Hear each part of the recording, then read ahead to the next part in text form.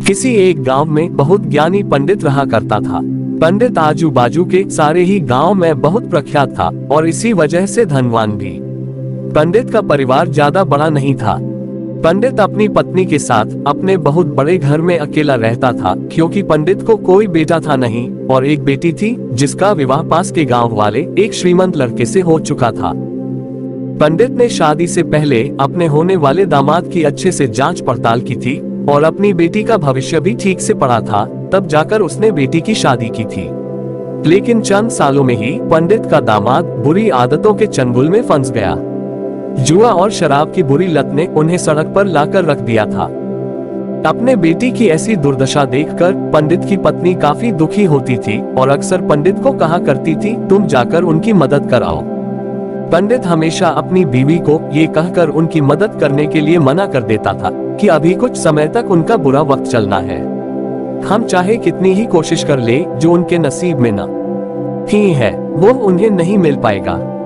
पंडित की ऐसी बातों से उसकी पत्नी काफी दुखी हो जाया करती थी और मन ही मन सोचती थी कि कैसा स्वार्थी पिता है, अपनी बेटी को इतने कष्टों में देखकर भी उसकी मदद करने के लिए मना करता है। आखिर भगवान ने जो इतना सारा धन धान्य दिया है उसका क्या करेंगे? हमें कोई और औलाद भी तो है नहीं, ले देकर एक यही बेटी है और उसके लिए भी कुछ नहीं करेंगे तो किसके लिए करेंगे? पंडित ऐसा नहीं सोचता था। ऐसा नहीं है कि पंडित अपनी पुत्री से प्रेम नहीं करता था, लेकिन उसने अपनी पुत्री की कुंडली इतने अच्छे से पढ़ी थी और वह ये पहले से ही जानता था कि वह चाहे किसी भी लड़के से शादी करती, लेकिन उसके जीवन में ये समय आने वाला ही था और बिना इसे भुगते उसको छुटकारा नहीं मिलने वाला था। एक दिन खाने पीने के लिए भी मोहताज हो चुके पंडित के बेटी और दामाद उसके घर पर आए। पंडित ने और उसकी बीवी ने दोनों का खूब आदर सत्कार किया और खूब अच्छा खाना खिलाया। बेटी और दामाद की पंडित से सहायता मांगने की हिम्मत न हुई, इसलिए वह बिना बोले ही वापस अपने घर को लौटने लगे।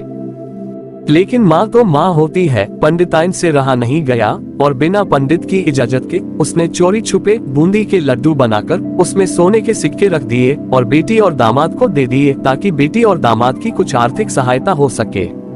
पंडिताइन ये भी जान गई थी कि बेटी और दामाद शर्म के मारे उनसे मदद नहीं मांग रहे थे, इसलिए उसने बेटी और दामाद का भी लड्डुओं में छिपे सिक्कों के बारे में कुछ नहीं बताया।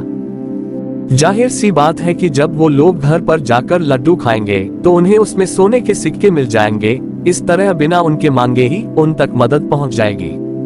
सोचकर पंडिताइन मन ही मन अपने बेटी की मदद करने के लिए खुश होने लगी। पंडित के दामाद और बेटी उन दोनों का आशीर्वाद लेकर अपने घर के तरफ रवाना हो गए।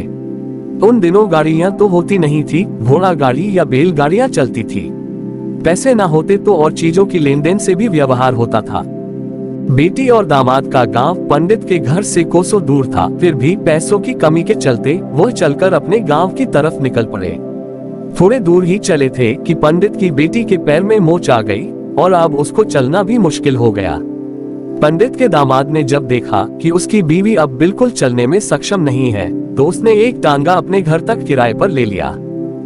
दोनों पति पत्नी टांगे में बैठकर घर तक पहुंच गए, लेकिन टांगे वाले को देने के लिए उनके पास पैसे थे नहीं, इसलिए पंडिताइन ने जो बूंदी के लड्डू उन्हें दिए थे वही किराया के तौर पर उस टांगे वाले को दे दिए। टांगे वाला बूंदी के लड्डू को लेकर वहां से चला गया। टांगे वाला अपने घर की तरफ जा रहा था, तब उसे का हलवाई की दुकान दिखी। उसने सोचा कि थोड़े से बूंदी के लड्डुओं से मेरे घर के लोगों का पेट थोड़ी भरने वाला है, इससे अच्छा मैं इन बूंदी के लड्डुओं को बेचकर उनसे कुछ चावल खरीद लेता हूँ। टांगे वाले ने बूंदी के लड्डू हलवाई को बेच दिए। जिस गांव में वो हलवाई रहता था, उसी गांव में एक आदमी ने अपने घर पर पूजा रखी थी और उसी पंडित को उस पूजा के लिए बुलवाया था। पूजा में लगने वाले प्रसाद के लिए उस आदमी ने उसी हलवाई से बूंदी के लड्डू लिए जहां पर उस टांगे वाले ने बेचे थे। हलवाई ने भी उस आदमी को टांगे वाले से खरीदे हुए लड्डू ही पहले दिए, ताकि वह खराब ना हो जाए, क्योंकि वह नहीं जानता था ये लड्डू कब बने हैं। पूजा खत्म होने पर दक्षिणा और बूंदी के लड्डू लेकर जब पंडित अपने घर आया और खाना खाने बैठा, तो प्रसाद में लाए बूंदी के लड्डू खाते वक्त लड्डू से सोने का सिक्का निकला। इस घटना को देखकर पंडिताइन की आंखों से आंसू बहने लगे। पंडित ने जब पंडिताइन से उसके रोने का कारण पूछा, तो पंडिताइन ने पंडित को सब कुछ बताया और पंडित से उनकी बातों पर भरोसा न करने के लिए माफी मांगी।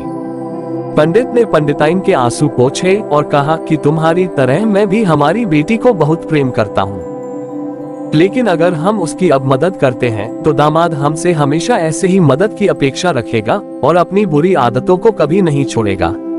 पंडिताइन भी अब पंडित की बातों से सहमत हो गई। 2-3 महीने बीत गए।